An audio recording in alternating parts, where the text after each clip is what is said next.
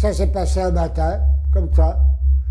On était au rassemblement du camp et ils nous ont appelés nominativement. Et ils nous ont dit, vous avez 5 minutes pour aller chercher vos affaires et vous partez. Voilà. Hop, on a dit au revoir aux autres du camp et on est parti. En 5 minutes, hein, ça s'est liquidé.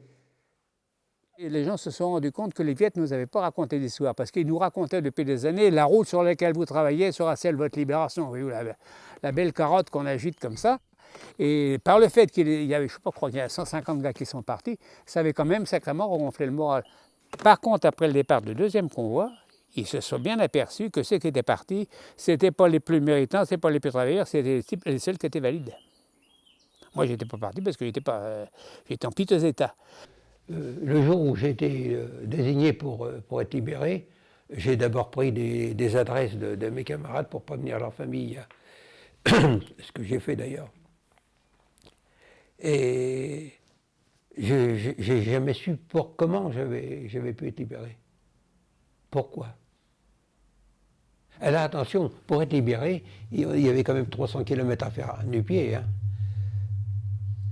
Il y avait 300 km à faire, et puis il fallait voir la résistance physique, il y en a qui n'ont pas pu aller jusqu'au bout. Hein. Par contre, sur la route de la Libération, il y avait, je vous dis, à peu près un mois de route. On partait avec un sac de 20 ou 25 kilos, évidemment qui s'allégeait au cours de la progression. Mais un gars qui a une bonne crise de palu, ben, il ne peut pas porter ça. Alors on se partageait son sac. Il y a eu mais il y a des gars qu'on n'a pas pu. On a essayé de les traîner pendant 1 ou 2 étapes, et puis après c'était plus aussi. Autrement, on y serait resté nous-mêmes.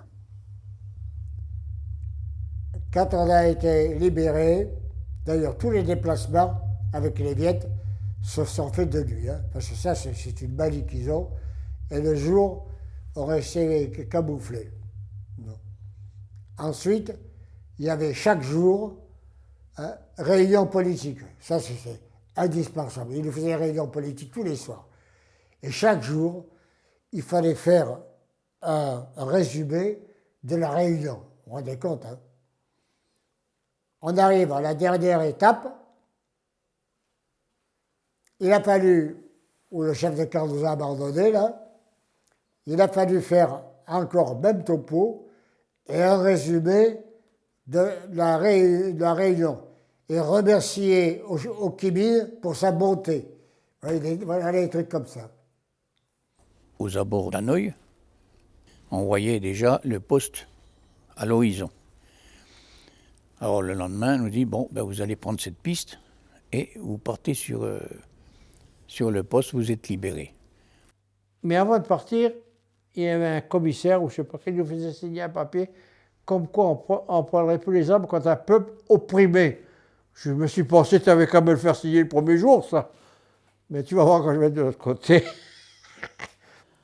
Si une image qui m'a beaucoup marqué, c'est quand les Viettes nous ont laissés sur cette route au petit matin, là, qu'on est resté 1h30, 2 heures sur place, et qu'on a cheminé sur cette route, et au sortir d'un virage, on a aperçu le drapeau français.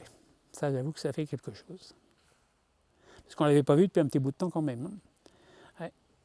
Ça, je pense que ça nous a même davantage marqué que les trucs matériels comme la cigarette, la tasse de café ou les trucs comme ça. C'est de revoir le drapeau français, et puis surtout ce sentiment de se dire on en est sorti. Dépouiller, foutre les fausses scolaires et puis la douche, parce qu'on était plein de poux. Plein de poux. Alors, ils nous ont donné les vêtements neufs, propres, on a pris la douche, après on était mieux. Hein. Après on a bu un café. Il y en a même qui ont bu 2 cafés, mais ils se roulaient par terre. Il y avait tellement longtemps qu'on n'avait pas bu de café que les nerfs roulaient par terre. Et puis ça a été terminé. Après, on a été transporté en ambulance à Hanoï. Alors là, la vie a changé brutalement d'un coup. D'un coup, de pauvres gars qui vivaient dans la bouse, on s'est retrouvés impeccablement. Je suis sorti le lendemain ou le soir même, je ne me rappelle plus. Je suis allé à la poste centrale à Hanoï et j'ai envoyé un télégramme à ma femme en disant que j'étais libéré.